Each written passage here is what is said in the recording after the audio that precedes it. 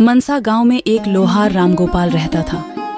उसका एक भरा पूरा परिवार था, जिसका लालन पालन करने के लिए उसे कई बार दिन रात काम करना पड़ता था।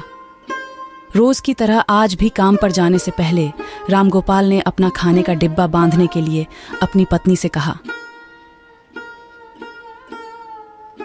पत्नी जब डिब्बा लेकर आई तो रामगोपाल ने कहा, मुझे आज आने में देर हो जाएगी, शायद मैं रात को ही आऊं।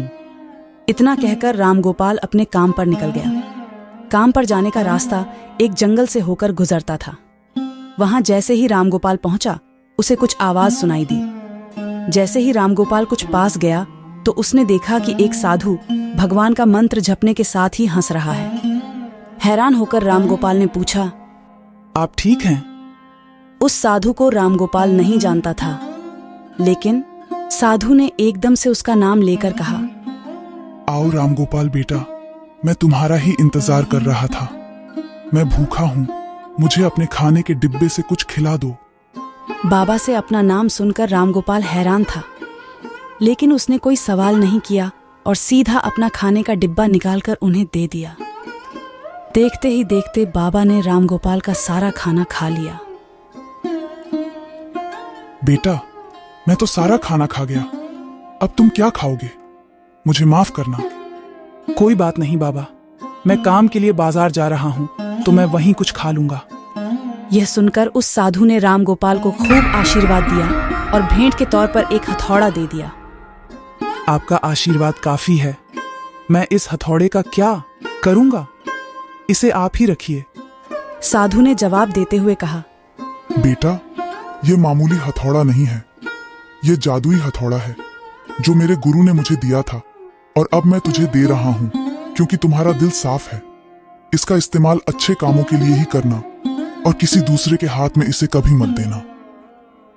इतना कहकर वह बाबा वहां से अदृश्य हो गए। रामगोपाल अपने हाथों में हथौड़ा लेकर बाजार काम करने के लिए चला गया। औजार बनाने से पहले उसके दिमाग में आया कि आज इसी हथौड़े से लोहा पीटता हूं। जैसे ही उसने लोहे पर हथौड़े से चोट मारी, वो सीधा औजार बन गया।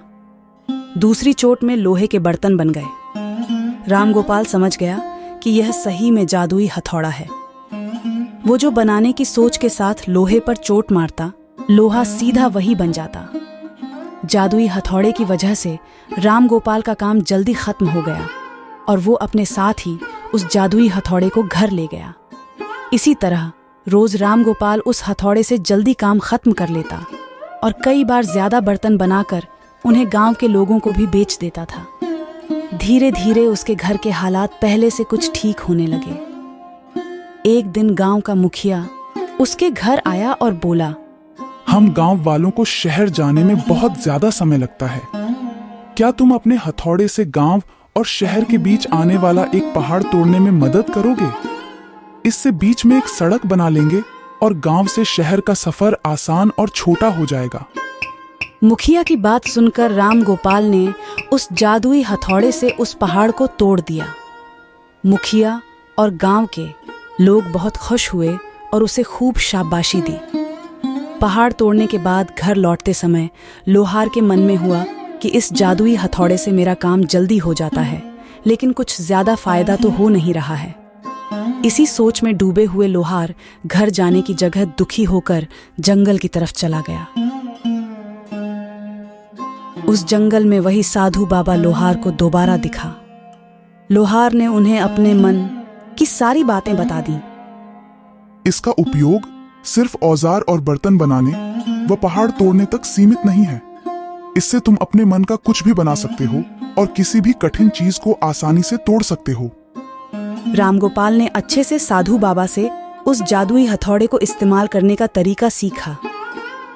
उसके बाद रामगोपाल ने बहुत धन कमाया। आज रामगोपाल एक अमीर आदमी बन गया है। अभी भी वो जब भी जरूरत महसूस होती है, उस जादुई हथौड़े का इस्तेमाल कर लेता है।